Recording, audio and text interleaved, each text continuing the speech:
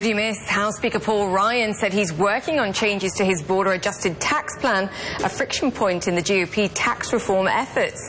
This comes as retail CEOs met with Commerce Secretary Wilbur Ross today on their opposition to the proposal. Stephen Sadove, National Retail Federation member and former SAC CEO, was at that meeting, and he joins us from Capitol Hill. Sir, thank you so much for joining us. In light of your meeting with the Commerce Secretary, are you more or less confident that you'll escape the BAT measures?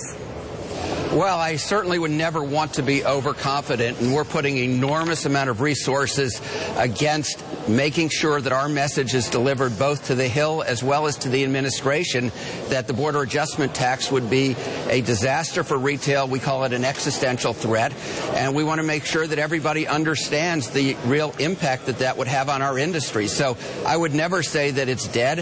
I think things in Washington tend to come alive again, so we're going to keep putting the pressure on to make sure that everybody understands what's going on. Understood. Yeah, Steve, Julie and I spoke with the former CEO of Walmart U.S. earlier this month. Bill Simon is actually in favor of a border-adjusted tax, and he says that the actual tax, if it were to be implemented, is just not as big a deal as the industry is making it out to be. Take a listen. So it's a little bit of a self-serving, hysterical sort of a perspective to say it's a jobs killer. It'll be a job changer. It'll be difficult and challenging for them, but the good retailers and good business people will figure out their way through it. It'll be difficult, but with enough time, you can figure your way out through it. What's your response to that? Well, I think with enough time, anything might happen. I think you might see a lot of retail go under and go bankrupt during the interim that he's talking about. What you have is a lot of ifs. There is a question of, will currencies adjust? Will you see changes that go on in terms of price increases? You may not be able to take the price increases. You may find that margins get squeezed and profitability goes to a loss. What you do know is that your tax, maybe the tax rate will go down, but you'll be taxing no earnings.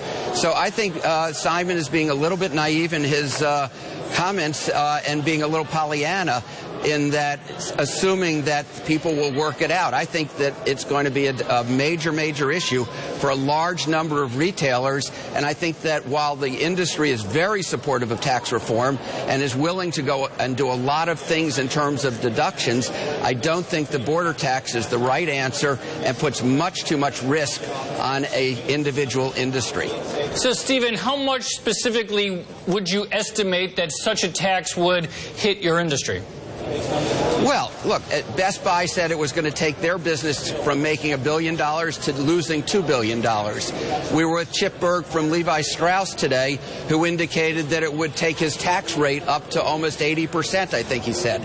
So what you see is individual companies are affected differently based upon the percentage of their goods that are imported. But by and large, you're taking a very thin margin industry to begin with, one that's going through major disruption. You're looking at the earnings that you're seeing. You're looking at where the stock prices are. These are companies that make very, very little in the way of profit margin to begin with. And by putting on what could be a 20% increase in the cost of goods, or as much of that, because they're not going to pass it all on in price, what you're going to see is a loss, a profit going to a loss, and it could be a substantial loss. You're already seeing 8,000 stores closing in the United States this year. And recognize 1 out of every 4 jobs in the United States are in some way tied to retail. If you start taking a risk with this by saying we don't know what the border adjustment tax is going to do, but we think that it might have currencies adjusting, we think that it might work out well and people can raise the prices, I just think that that's a very high risk with a lot of employment. Well, as you say, a lot can happen in the interim period. Now, earlier you mentioned that there would be, or the retail industry would be willing to give a little bit as well. What kind of deductions were you referring to? Can you give us some specific examples? Oh, I don't know. I'm looking at an industry that's paying the highest tax rates of any industry. So most of the companies are talking about a 35% tax rate. They're not harboring a lot of cash overseas. So there's a lot of benefit if you were to see a reduction in the tax rate from 35 down to 15, 20 type of a percentage. So there's a lot of room to run there. I don't know specifically in terms of which deductions we're talking about. I don't want to speak for the industry relative to what might or might not give.